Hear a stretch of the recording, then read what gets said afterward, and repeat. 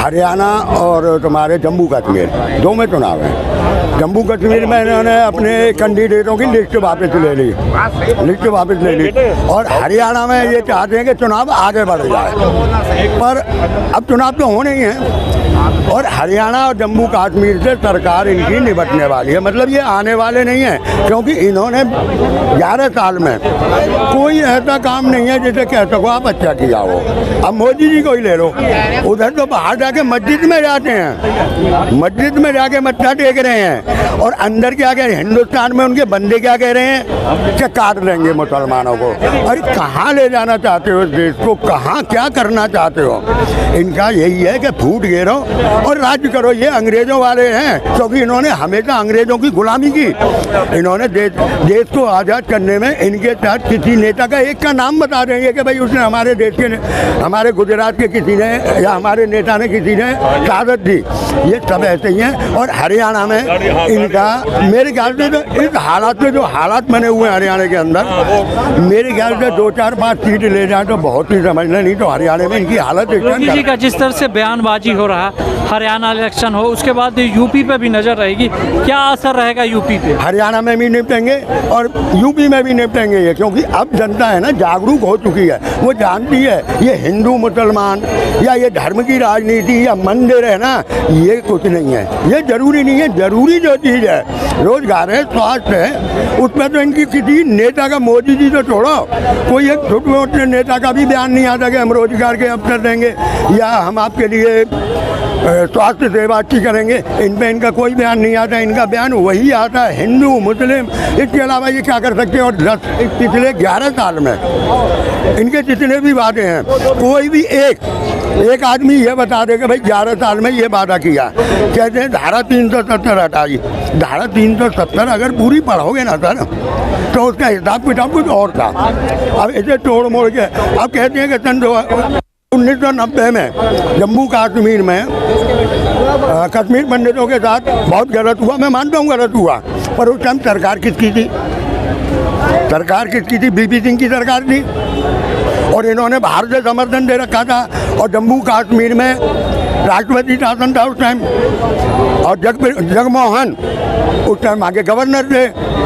तो ये बीजेपी वाले कांग्रेस से क्यों सवाल पूछते हैं? सवाल तो इन पे उठता है ना, सरकार तो तुम्हारी। हरियाणा इलेक्शन की हम बात कर रहे हैं। करो। हरियाणा इलेक्शन में जिस तरह से बीजेपी दावे पे दावे कर रही है कि हम फिर से सरकार बना रहे हैं, अगर इन्होंने जो हमारी पहलवान थी भोगाट, उनके लिए कुछ किया होता तो मैं मान सकता था कि इन्होंने महिलाओं के लिए कुछ किया।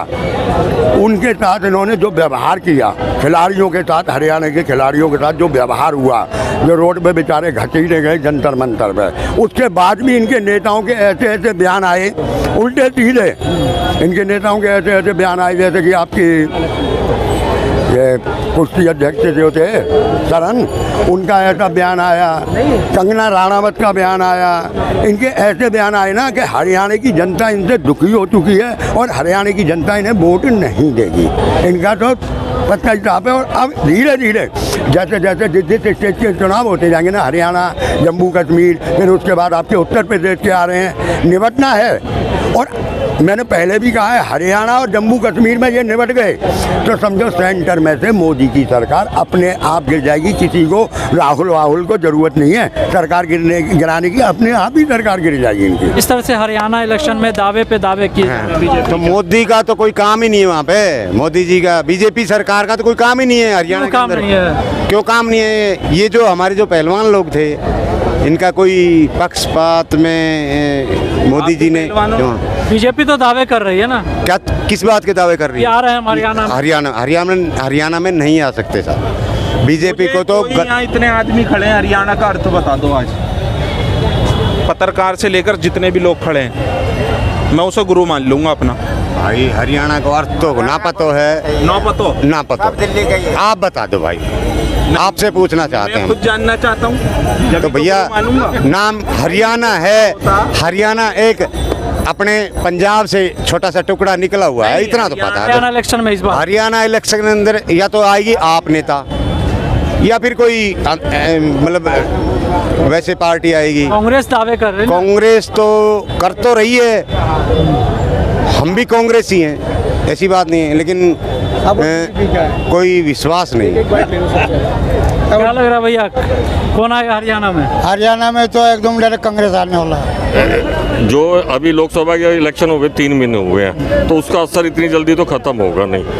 आपसे तो रिजल्ट वैसा ही मिलता जुलता लगता है। वो तो एकदम आदमी दिमाग चेंज कर ले कि आज इस 2 महीने उसको इतने क्या सर्कमस्टांसेस चेंज हो गए जो वो देगा।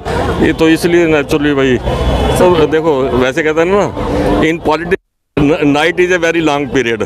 वो तो चलो एक बात बनी हुई है। अब 27 से बेटे आज की डेट में क्या कह सकते हैं, कौन जिएगा कौन मरेगा, उस समय के क्या हालात हो गए, इसलिए 27 का बेटे आज 25 में क्या कह सकते हैं। जिस तरह का योगी जी का बयान हो रहा है तो इससे क्या असर रहेगा? अरे इसने तो हिंदू मुसलमान करना और इसने क्या करना है। मुझे एक बता दो कोई भी इसका एक स्टेटमेंट बता दो जिसमें हिंदू मुस्लिम सिख ईसाई आपस में सारे एक ही देश के आपस में मिल के रहना चाहिए, कोई गंदा नहीं है कोई अच्छा नहीं है। इसने उनको ये कर दो, मैं वो कपड़े से पहचानता है, ये वो कपड़े से पहचानता है। ये स्वामी जी ने 6 अप्रैल 1980 को हुआ था बीजेपी का जन्म, 11:15 संडे को।